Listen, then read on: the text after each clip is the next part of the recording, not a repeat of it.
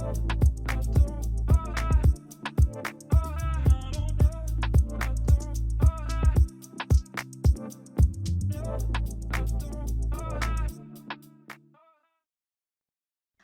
to Genesta's podcast, Financial Freedom for All. I'm Rachna, and I'm the Design and Marketing Associate for Genesta. Today, we'll be talking about social media, which is a pretty up and coming topic. A lot of you must be wondering how to use it, what to do with it, and what is the scope of it. The most important thing is that social media can be used to expand your business. So today we have a special guest joining in. His name's Anas. He's been working with us for about 5 to 6 months, and he's the one who handles most of Genestar's TikTok editing, Instagram, Facebook, and all of those things. So welcome, Anas. Thank you so much. I appreciate the opportunity to be here. It's Lovely. So let's just dive into it. Can you introduce yourself a little bit? Tell us what you've been up to, and how did you get into social media? Well, I actually got into social media throughout. It was actually kind of random. I've always, been a lot of on social media. As you know, I'm quite young. I'm only 19 years old, and I got into it through Salwan, and he introduced me, and he said that he needed a guy to do this social media marketing for this company, and so I got into it like that. And ever since, I've been truly appreciative of the opportunity, because it's really interesting to not only like learn all of these things, but also have it as a job that you can do stuff with. I'm really grateful for this job I got at Genestar. But yeah, but Good. basically what I do is I edit the videos, and I manage most of the social media for Genestar. That's what I do. Okay, so tell us a little bit about how did you get into it? Like you're only 19 years old, as you mentioned, and you're doing it on the side of school, so you're working part-time with us. So how did you first get into it, and what made you interested in social media even? Well, I think the most important thing that I noticed was that I saw the opportunity, how this tool is so powerful, and how you can reach so many people by learning some simple principles, and I was so lucky that I had like an even better opportunity than I think most people who get into this have. I was introduced by Salo, and he said that I can basically just experience, see what works. And I think the most important thing when I started was learning the principles of how you get somebody's attention and how you keep them watching a video. And that's what I just focused on most in the start, is how do we keep people watching the videos so it can work for the algorithms. And that was very interesting. You almost get into like the human psychology and stuff like that. And yeah, I think that was how I got really interested in it. And besides that, it's also a great job because you can do it from anywhere. You can do it from your computer, and you can do it anytime. So it's great.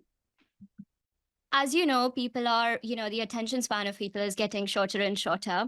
And I think that's where social media really comes into picture. I think that's how it's gaining speed as well. And everybody wants to watch short form video content now. So, what are a few key things that you've learned in your journey that you think are very important when it comes to social media and that one should keep it in mind when they're making videos? Well, the most important thing that I learned was that you need a clear beginning with a hook, right? You have the beginning, and then you need, throughout the video, in the middle, you have to capture people's attention. You have to keep them want to watch.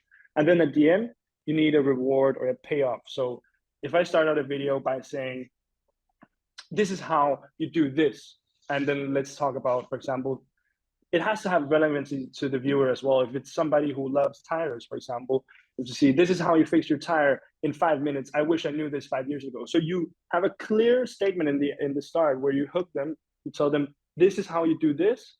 This is why you should listen to me. For example, I've worked with tires for 10 years. This is how you do it in 5 minutes, right? Then you already have somebody. If they're interested in tires, they'll watch the video. You have a clear, but then you can't just have a good hook. You also need to capture their attention throughout. You need a concise, when you're explaining. So then you go and you explain, and then at the end, of course, they have to actually feel like they've learned something, and that's how you keep people watching a video and actually maybe engage with it as well. Mm. I would say that.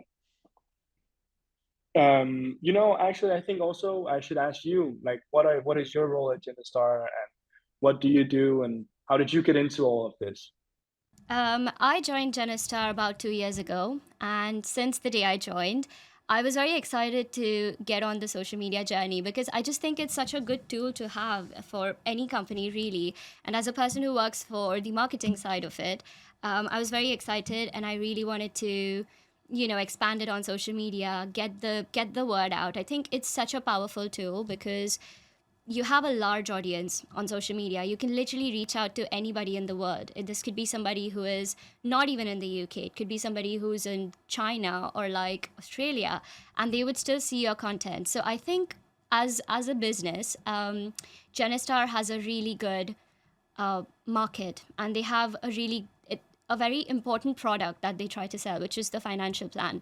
And I think there's so many ways that we can market this. And TikTok or Instagram, Facebook, these are the best places where people are sort of looking for that opportunity to find something that they can then use and become a part of, really, and then grow the community, which is what the baseline of Genestar really is.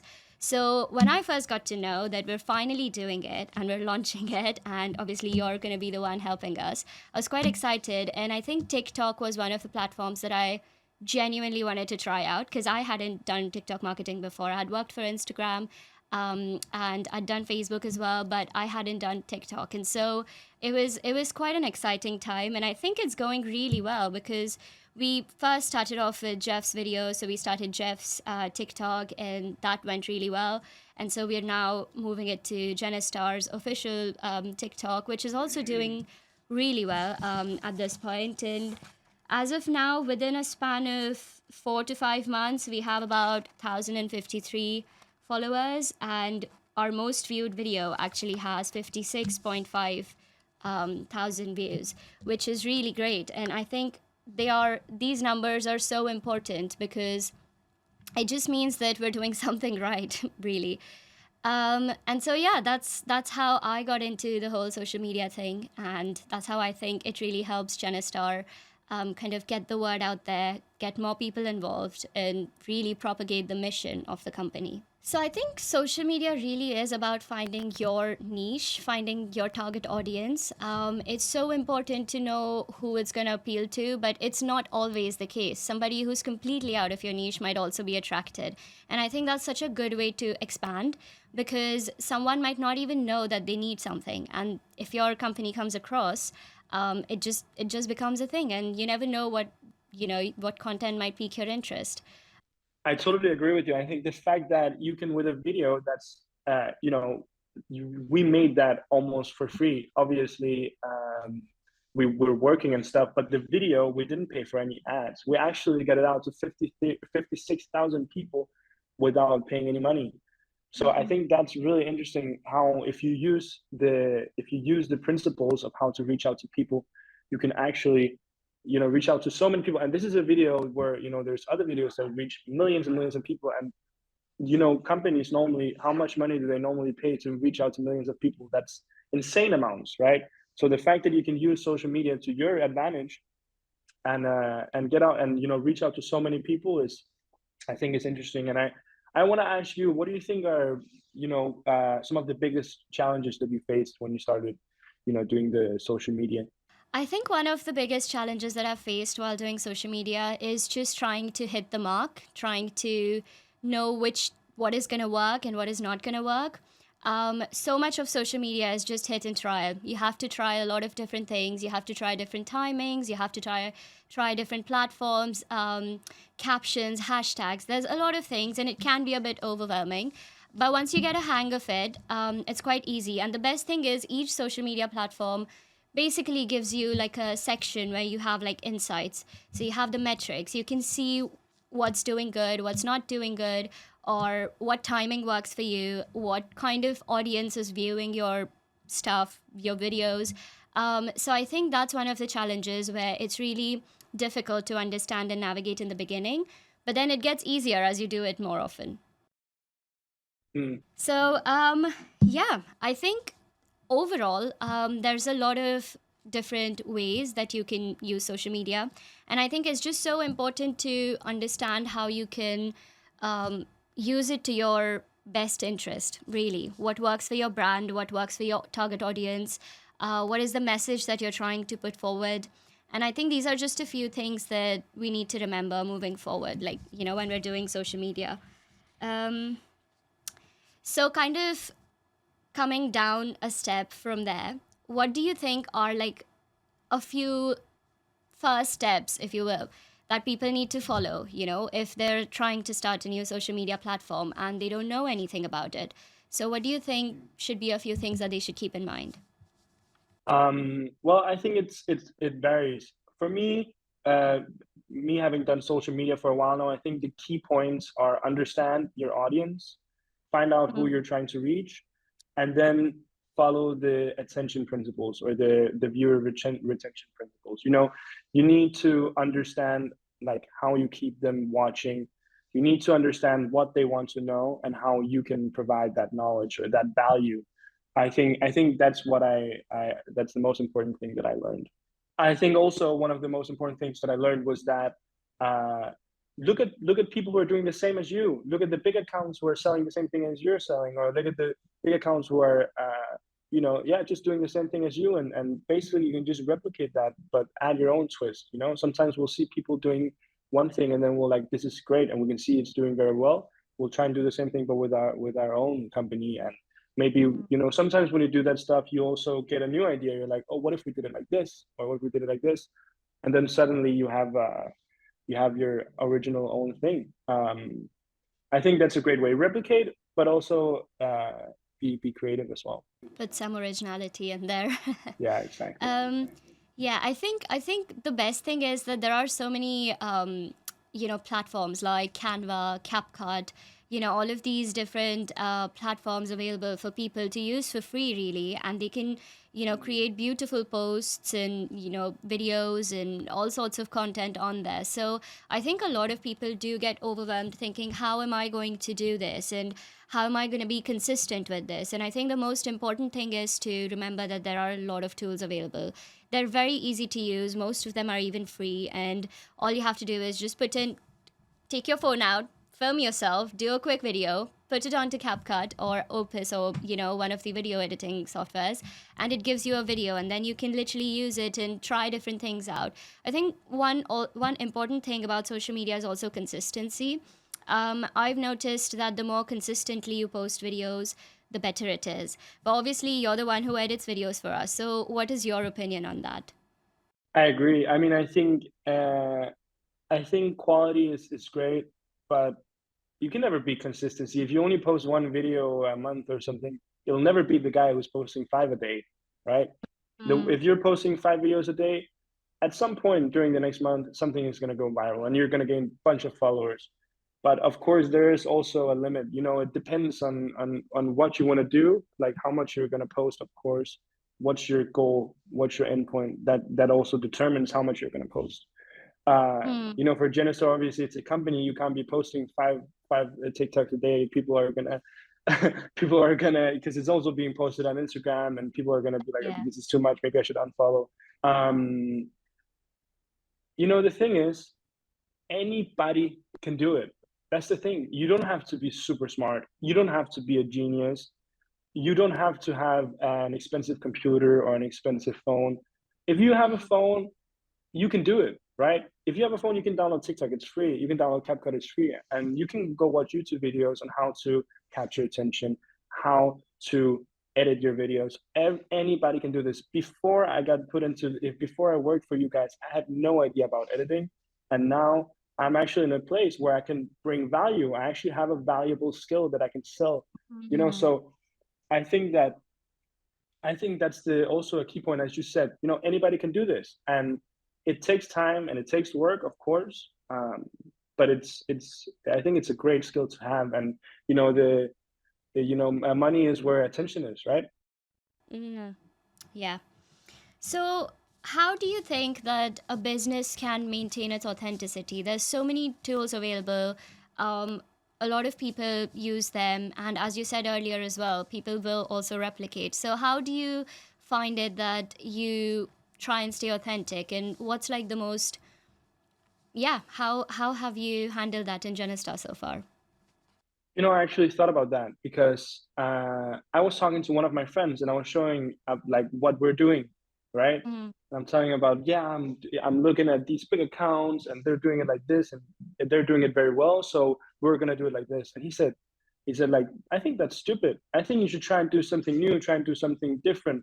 And I think we've done that really well with Genistar because even though it is a podcast, which you've seen a million places before, but we talk about stuff that I don't see like many places, and our background and the people we bring in, it's pretty. I think it's pretty unique, and I think the conversations they have seem very authentic. I think mm, so. yeah. I think it's just about adding your own twist. I think that's the most important thing, just adding your own twist. I see. So you work as well for Genistar and social media, and how do you maintain the balance between promoting a product but also being authentic? Mm. I think Genistar has some really powerful stories.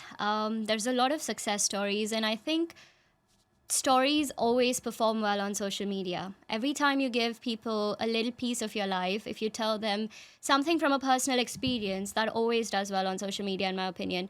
And I think it's since we deal with building people's dreams, it's so important that we highlight that as a key selling point for our business. And so I think that's something that we like using when it comes to social media. We have a lot of our podcasts where people who already work for us come in and they share their own stories. They tell us about their struggles, their challenges, and how they've come through it, and gone above and beyond and are now like top earners in the company. And I think it's so nice to see that, even as a person who, me myself, I do consume a lot of social media. So I love it when a powerful story comes on my feed and I just look at it. It's not even, it's like 30 seconds or 1 minute of my time, and I just look at it and I'm like, yeah, okay, I love that. It's motivating, it's quite nice, and it's inspiring. And yeah, I think it makes for great social media content. So that's how I think we are trying to maintain authenticity. And I think moving forward, in about the next 5 years or so, everybody who's on social media is going to look for authentic stories. So I think it's very futuristic in that sense to kind of follow that line and try and make stories. So for example, if we have a rep in our company, or if we have somebody who's working with us with Genistar and they are thinking of starting their social media, it might be so easy for them to just start with something like, this is how I spend my day. This is what I do to make my dreams come true. Or this is something that I've been, like, for example, I've been working with Genistar for so long. And because I've been working with Genistar, I've been able to get an extra income, and now I'm trip. So this is what my holiday looks like. And I feel like these stories are so inspiring, and they just give the viewer a little slice of your life, which I think is always nice. But yeah, that's what I think. I totally agree with you on that point. I found on the internet, as coming back to what I said before, with anybody being able to do this, I found a sheet or a text that's basically an AI prompt. So you can just put in your niche, and it will basically create a bunch of scripts for you, and it could be like basically be like, what do I do in a day at Genistar? What do I do in a day? Mm. So it really helps anybody get started if you want. You don't even have like, it is to the point where you don't even have to be creative about what you're going to talk about in your video. It is insane. Like with AI nowadays as well, Mm. you know, you can find these prompts, which I have. I haven't tried using them yet, but it can be used for anybody. You put in your niche and it Yeah. creates great hooks for you, and it creates scripts for your TikToks or YouTube videos or whatever. And I think that's really interesting. I like the fact Hmm. that you can So, you can do this. so let's talk a little bit about AI now, since we're on that topic. I know you use a lot of AI tools to, make videos and kind of the prompts that you just mentioned. And there's a lot of big terms you just used, which people might not know. So, niche and prompts, and so can you walk us through the sort of journey on how you can, go to AI, and how can you request something, and how does it really pan out? Well, I use AI for most of my captions, or at least for inspiration. So I have a list of prompts. I have a note in my phone and in my computer where I have a list of prompts that I use every single day, and this saves me so much time. you know, when creating a video, I have made a way to do it super quickly. I have a way that I save so much time by using AI. So what I do is that, you guys have a video, obviously I have to edit it. But when it comes to creating captions, or even if it's a picture, an image, or a reel, let's take a reel for example. If I have a reel, I will have an AI transcribe what's in the reel. You can put it on. There's a bunch of different ones in the internet. I mostly use Opus, um, and I have the transcription, and I give the transcription to the AI, and then I have a list with a bunch of different prompts. Some prompts are for reels, some prompts are for images, and I'll I'll give them this prompt and it will create a caption for me. But the prompt is very comprehensive. It's extremely comprehensive, and the output from the AI is only as good as the prompt. So you have to have these good prompts, which you can learn to use if you spend time with the AI and you try to understand how you can make it work best. There's a bunch of videos on this on the internet, how you can become good at prompting. So I have all these different prompts that I use, and then obviously I'll post a video. And it's so interesting when I have, for example, images, right? Or if I have sliders, I will actually just give ChatGPT these sliders and I'll tell them to make my caption based on this. Obviously, the caption is very long and it's comprehensive, so it does it properly. But I don't really write anything myself when it comes to captions. Sometimes I'll have to correct it a bit, but it learns. So I tell it, don't do this in the future, and it doesn't do it, right? So I have actually created my own GPT where I fitted the information of the company. So this is something that saved me so much time when it comes to AI. So I went into ChatGPT and I created my own GPTs, which is something you can do now, right? So I made my own GPT and I fitted the information of Genistar. I told it about Genistar and how the tone should be, how it wants to be represented. Genistar has like a vision of what they want to be and how they are, how they want to inspire, and I fit it to this GPT. So now it understands what I want to do. So I just give it, and I also told it to remember the prompt. So I can tell it make a real caption, and it knows the prompt it should go off of. I see. So I've made this thing, so it just saves me so much time, and I think it's truly amazing. And I think that's also what I heard Dan Debman talk about is you should use AI for your well, you said Copilot and not autopilot, right? Yep, that's right. As a Copilot, not autopilot. That's what I'm doing, and I think it's amazing. There's obviously many more things to it. I can also talk about something that saved me a lot of time when creating sliders as well. I know right now I don't create many, but the best way I found to create carousels is that I actually have an AI Chrome extension called Cider, right? So I can transcribe any YouTube video. So what I'll do is that I'll find some of Genistar's videos, some of the events, and I'll transcribe them and feed them to the GPT that I made. I don't think most people do this. And then I'll have the AI take some of the principles out and make it into slider captions. So I can basically just copy it and put it into Canva. So I'll tell the AI I have a comprehensive caption or a prompt for this as well. And I'll tell the AI to make me 10 sliders based on this information that I gave you, or based on the points that are in this text, right? And then I have final captions based on what Genistar wants to talk about and wants to show. So there's a bunch of different ways you can do it. Nowadays, you can also use GPT to go out into different websites and actually extract information from different websites. You can code them, and you can use the AI to make code so that you can use on the AI. This is super confusing, and it's not really working that well yet, but it's insane to see how AI is evolving so quickly. And I've tried to use it as well, but I don't think I'm good enough at coding to have it work. If you want to grow your account, I think the most important thing is views, right?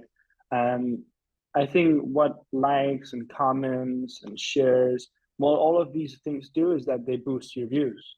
So there's the whole engagement part. There's likes, comments, and shares, and these things boost your views, but there's also the retention part.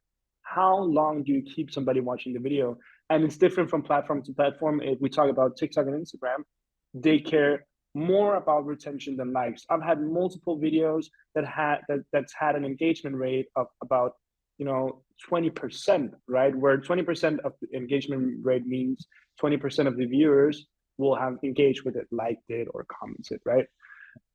But it still wouldn't have got so many views. So it hasn't really boosted the account. It hasn't really told TikTok and Instagram that we need to send this video out to more people. So what they really focus on is keeping people in the videos.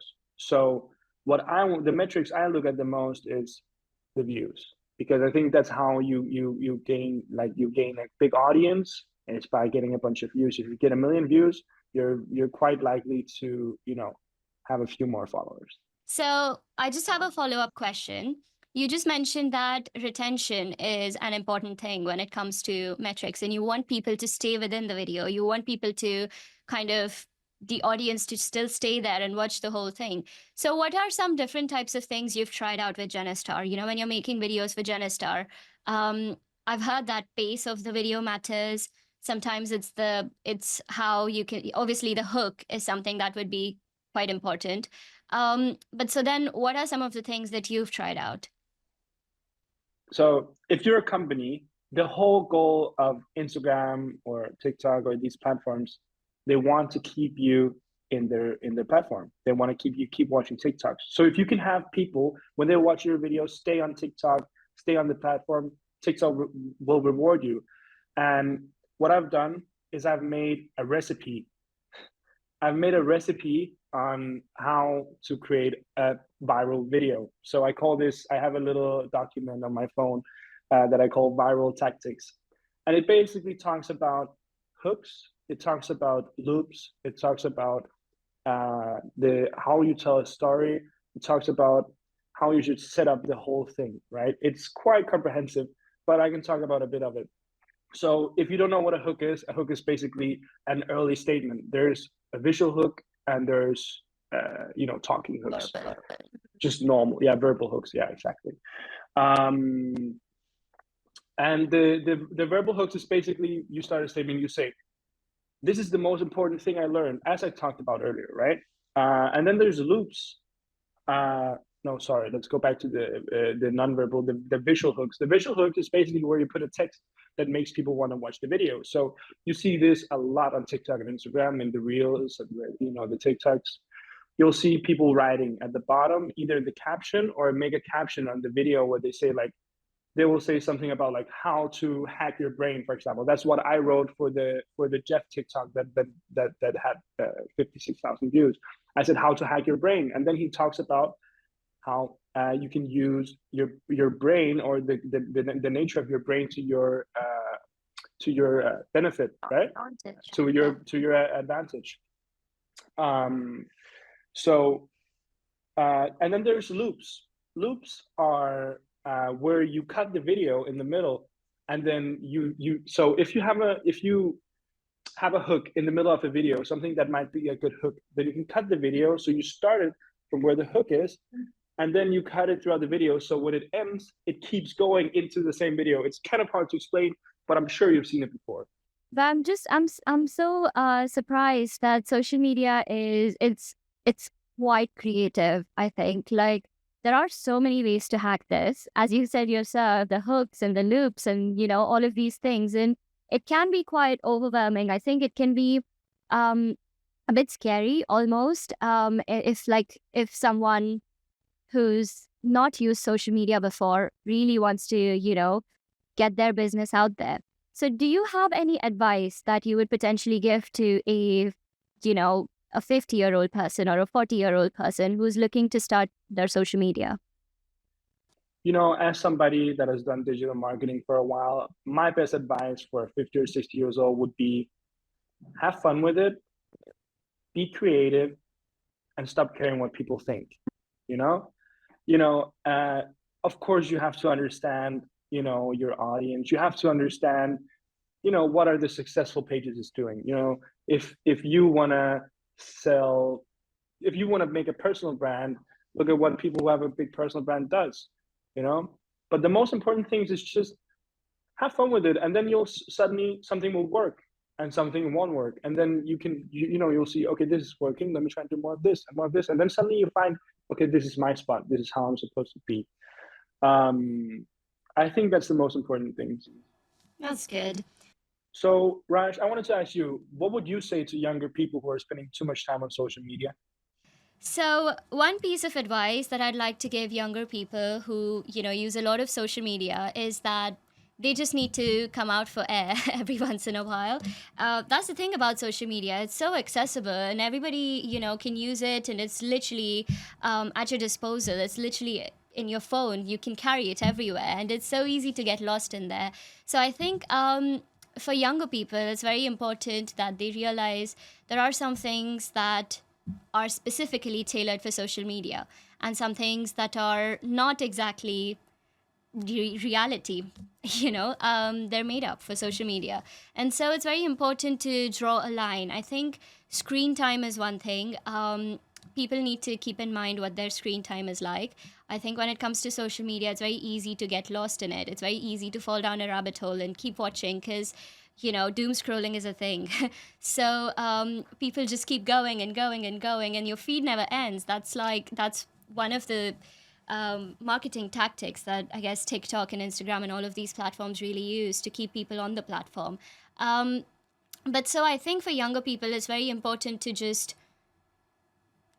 call it quits every once in a while. Have fun, but then also live your life a little bit.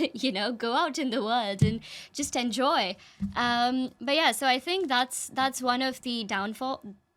I don't want to use the word downfall, but that's one of the disadvantages of social media, because I think, yeah, it's very easy to get lost in there. That's also one thing I learned. I learned something about, there was a guy on the internet. He said, social media is great, but don't be the consumer, be the seller, be the one who uses it to your advantage and not to just sit there all day and, brain rot with Skibbity and stuff. Yeah. But okay, Raj, so I wanted to ask you, so what do you think the role social media plays in people shaping their lives? So it's funny that you asked that because I just came across this term today called edutainment. I think that's where social media is moving to now, which is basically education and entertainment put together. So it's edutainment, and I think it fits so well for Genestar as well because we are a financial education company. So we do want to educate people on how they can handle their finances and how they can achieve all of their dreams and goals. And so I think social media can be used as a tool to actually educate people, but in entertaining ways. So it's quick, short clips, short form video content again, as we discussed earlier. But then it's in an entertaining form, so it's not like you're preaching or you're watching a training video or something that's so boring and long. Instead, it's something that's short, but it gets the message across. So I think social media can really shape people's lives by using content like that, kind of using strategies that make it more immersive, something that somebody can completely relate to. And I think, yeah. I think those are great. That sounds really interesting. What's one thing you wish people understood better about working in social media? I think it's very important to understand how to separate between your personal social media time and your business social media time, I would say. That's one of the things. Because once you start doing social media, it's like an ongoing thing. You always want to check things out, and you're posting at weird times. You're trying a lot of different things, and it's very easy to actually lose yourself into it. So I think it's very important to kind of know your boundaries. I think it's very important to know that this is where you put a full stop to it, and then you use your own personal social media for other things, for example. So I think that's one of the things. I also think that it can be a bit overwhelming. As I said earlier, it can be a bit scary to start social media because you're not sure what platform to use. You're not sure what kind of video you want to make. You're not sure of a lot of things. But that's the funny thing, nothing on social media is sure. it's literally the whole business is built on unsurety. So I think that's the best part though, because you can do as many things as you want, you can try out as many things as you want, and you can just have fun with it, as you mentioned yourself. So I think, yeah, those are a few things about social media that are, that people might misunderstand, or people who are working in social media really need to understand, and kind of then work according to that. Yeah, interesting. So obviously we've talked a lot about what's going on with social media, how we can use it, how people who are new to it can also get introduced and kickstart their business and kind of at least make their presence on social media. So let's kind of fast forward to the next 5 years. How do you think is social media going to evolve in the next 5 years, and where do you think it's really going? I think my personal opinion is that I think that it's going to be worth way more than it is today. I think that Mm. in the future, you're not going to see a single company not being on TikTok. I think everybody is going to try and be influencers. And I think the people who are influencers are going to be way richer than they are today. Because as we've seen in the later years, back in the day, if you had 1 million subscribers on YouTube, you didn't really matter that much. The companies would maybe pay you a little bit for doing a sponsored video or whatever. Nowadays, you see Mr. Beast, he has so much power because there's so much attention towards him. Also, with the KSI and Logan Paul creating Prime, you see them making hundreds and hundreds of millions based on the fact that they have eyes on them. People watch them, they have people's attention. So I think it's just gonna keep growing, growing, growing until it's at some point. I think it's gonna be too much, and people will like stop caring. So the value, maybe I Mhm. think it will go like this, and then it will drop. I think the Mhm. value, it will lose its value at the end. But I think over the next 5, 10 years, in 10 years, I think some of the richest people in the world are going to be the influencers. I think so. It's like an attention economy. They're getting paid based on eyeballs. So most Mhm. of them, they create a personal brand, or they create an audience, and then after they've created the audience, they start selling stuff. And this is a trend we're seeing a lot, and it seems, you know, uh, quite advantageous. I also think we'll see a bunch of companies mimicking how influencers are doing it nowadays, or like in the future, I think. Yeah, I think a lot of the future of social media really lies in user generated content, because I think that brings like an authentic voice to the brand. So if you have Genestar, for example, I think what makes Genestar authentic is because we have so many stories to tell, and we have actual people who are then doing these stories. So I think in the future, in the next like 4 or 5 years, I think social media is massively going to depend on user generated content. I mean, as you said yourself, influencers as well. Like, influencer marketing is such a whole thing on its own right now. People pay the influencers to just get them to try on a makeup brand, for example, and they do get paid quite a lot, as you said. Monetization from social media is crazy, and I think one more thing that's probably going to happen in the future is um, it's kind of a slightly more um, different topic, I would say, but it's augmented reality and virtual reality. We use so many filters on social media. We have Instagram and TikTok. They have all of these filters where you have like the dog dog dog ears and rabbits and whatever. And I feel like now it's just taking a whole new shape. So I think eventually it's going to be a whole thing on its own.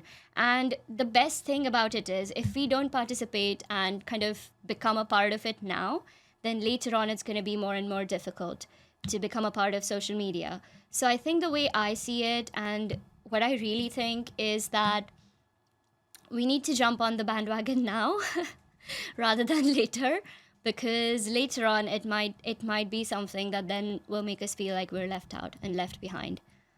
But yeah, that's what I think. Who knows what's gonna happen in next 5 years?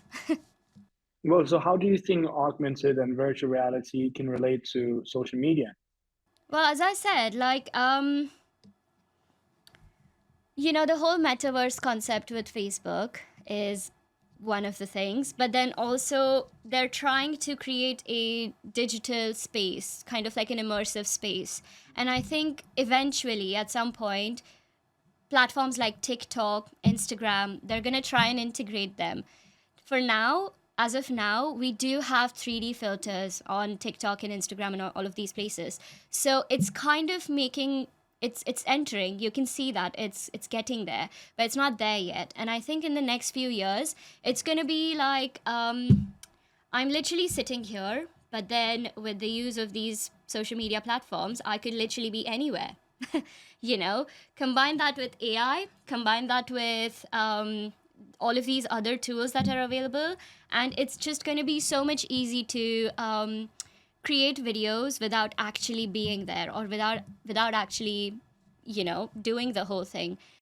Okay, I have a question for you, Raj. Go on. What's your mission? Uh, this is one question that I crossed out on my sheet because I don't know what my mission is. Um, Well, okay, working for Genestar and stuff like that. I think Genestar is such a good brand. I think what they're trying to do at the base of it is a really, really kind and human sort of emotion attached to it. They're really just trying to help people and they're helping people to achieve their dreams. And I think I really believe it when a brand sticks to their ethics. And I think Genestar is quite ethical. So I think with social media, with Genestar, I think it's just so important to give a brand like that some voice. We want to give it some voice that then somebody else who's going through a really hard time might be able to follow and come home and find a brand like Genestar, because that's how we've helped families in the past. And, that's like the beauty of the business.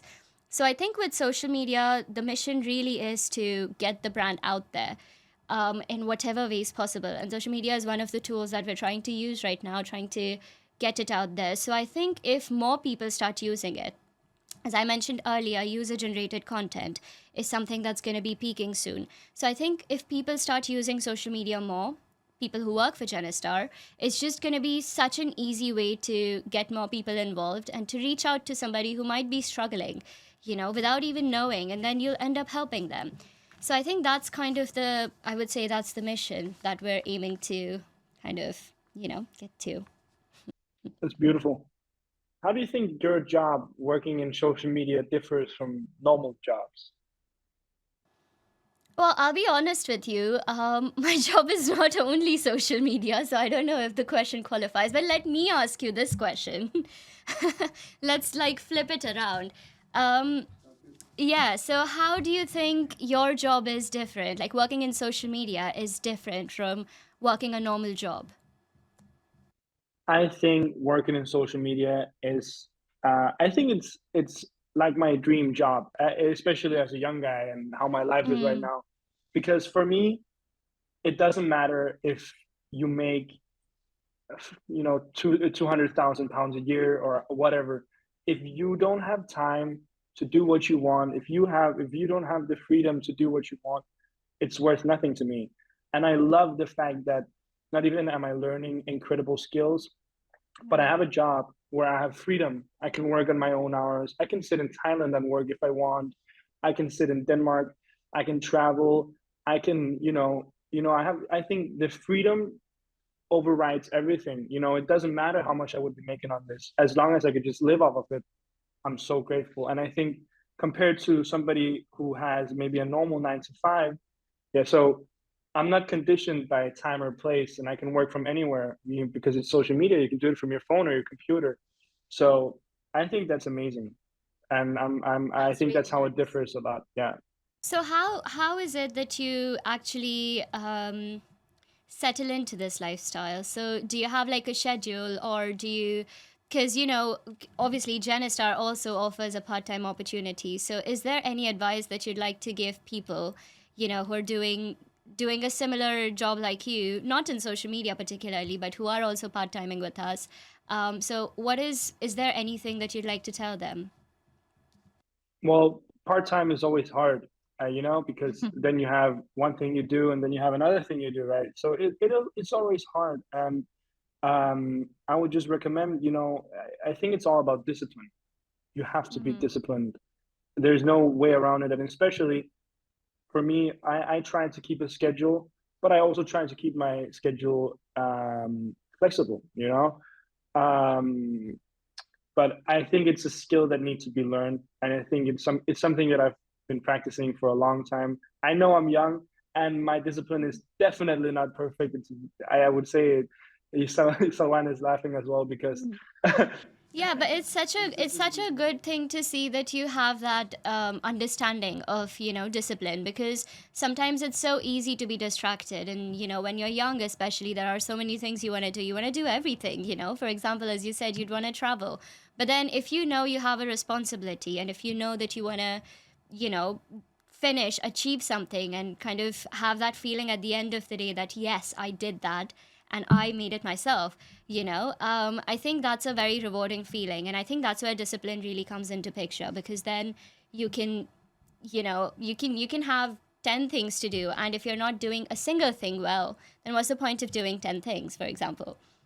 like when you're doing something that can help you in your future and it's something you're passionate about, I think it's easier to find the discipline. If it's something that can help you, if it's something you truly want, I think you can find the motivation and the discipline from there. I read a book. It's called The Art of Stress-Free Productivity, and I could definitely recommend that to anyone. It's by David Allen, and it's great because it teaches you how to list things and how you can basically be productive without, you know, I've been trying to implement in my life. It's hard. It takes discipline to implement, but it's helped me definitely. Yeah, I think it takes discipline to be disciplined. So, yeah, reading books helps, I suppose. Well done. So, yeah, that was our podcast for today. If you guys have any questions, or if you're struggling to start your own social media but you really want to make a go at it, definitely feel free to reach out to us. You can drop a comment, or you can just email at comms@genestar.net, and we'll definitely try and get back to you guys. But that's all for today, and thank you so much for joining us, and hopefully, we'll see you soon.